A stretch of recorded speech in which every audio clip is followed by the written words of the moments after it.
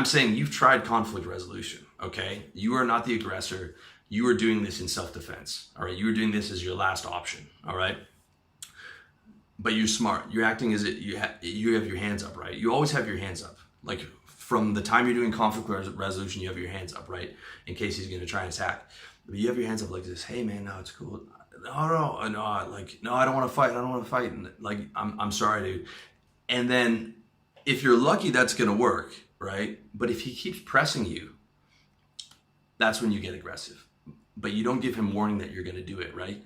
You want him to sort of have his guard down a little bit and see you as not threatening. And then if he moves on you, that's when you attack, okay? After you've calmly asked him to calm down and you're not threatening and you have your hands up, but the second he moves towards you within the vicinity where he can strike you, that's when you attack, and you attack fast and furiously, all right? You strike first, okay? This will, one, give you the element of surprise and be able to strike first and possibly end the fight right there, right? If you look at all the videos of people getting knocked out, it's usually the first punch when the guy still is not ready for the fight.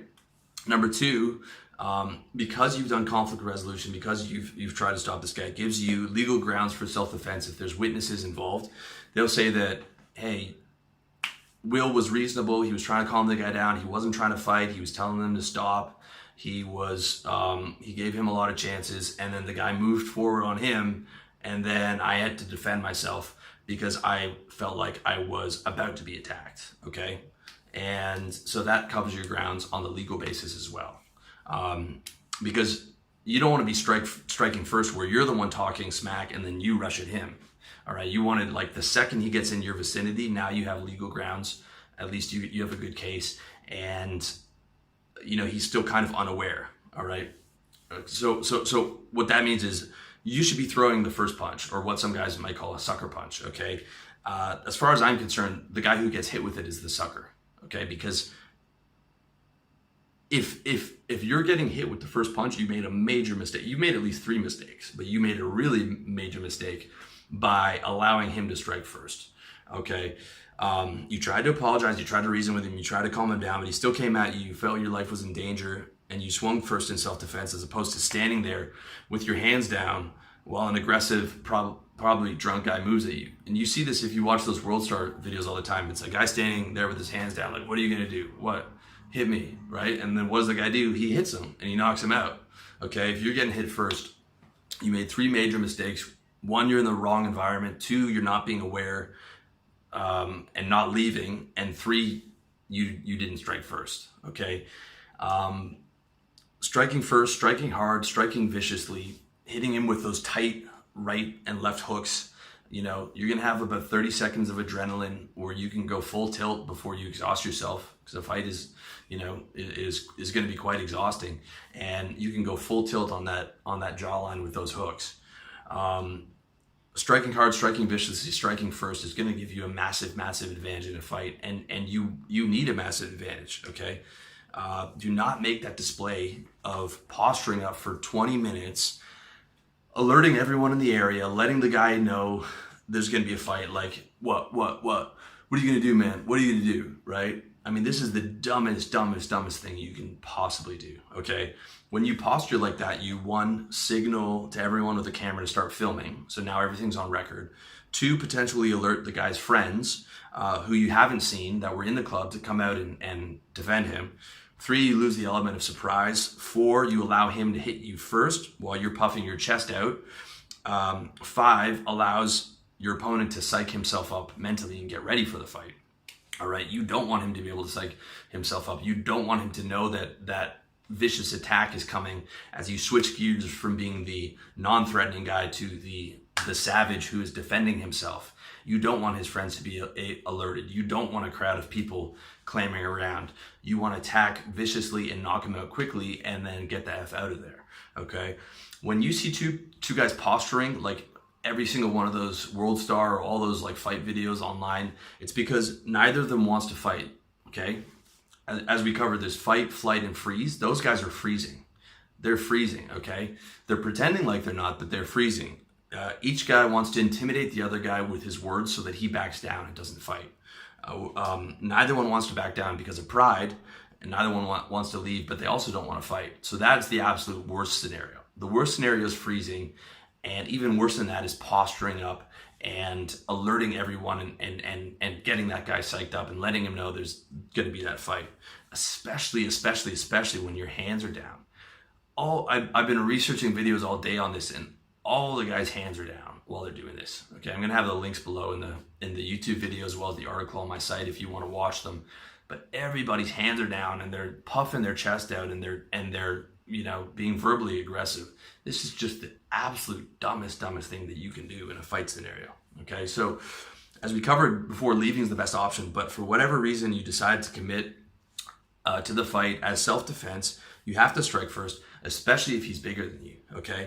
And you don't stop till he's knocked out. So forget about, these phony baloney guys talking about hair pulling, eye gouging, and groin strikes. And that if the guy's tough and he's big, that's probably just gonna make him angrier, okay? You want him unconscious. The only time you're safe is when that guy's unconscious. When he's getting angrier because you hit him with a kidney shot, or you hit him with a groin strike, or you tried to scratch his eyes or something along those lines, man, he's going to be even more pissed off. Okay, you want him unconscious, and that means using those tight hooks to connect to the jaw. All right, the flesh, this part, not the pinky finger, right? Flesh part right on the button here, right? So that you turn the head quickly. That's where you want to land it. Those two, right? Left and right. And not those wild hooks, okay? From those wild hooks, you're too far away. You're swinging for the fences. And when you're doing that, if you miss, which most guys do, you leave yourself completely open, as opposed to a tight hook and then back to cover up, tight hook and then, or, maybe a combination of 1, 2, 3. If you're good in boxing, you can put jabs and stuff in there. I'm not good enough for that. I would just be going straight for the knockout, striking first, striking viciously, overwhelming him before he realizes he's in a fight.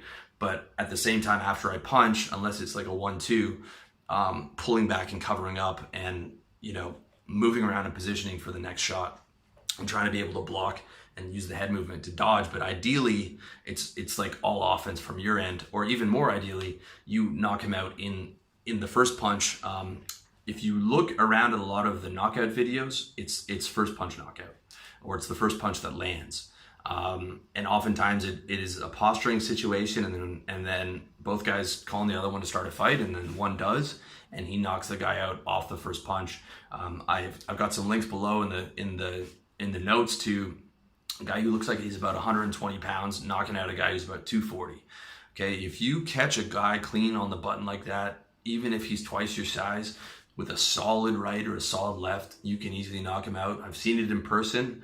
I saw what must have been a 17-year-old kid outside when he got rejected from a club, knock out who was maybe 130 pounds, knock out a bouncer who was 220. Because the bouncer didn't think that kid was going to hit him. He wasn't taking him seriously. And out of nowhere, the kid just clocked him, and that guy was down. Okay? And even if he's 230 pounds of muscle, his jawline isn't. He still has the same jaw as everyone else. Okay? A knockout, that's why it's so hard for so many UFC guys to dominate the heavyweight division, because every potential punch that lands is a potential knockout, as opposed to the smaller guys, because those big guys have so much power, but their jaw doesn't change as you can't work out your jaw muscles. You can get a stronger neck, which helps, but at the end of the day, your jaw is your jaw.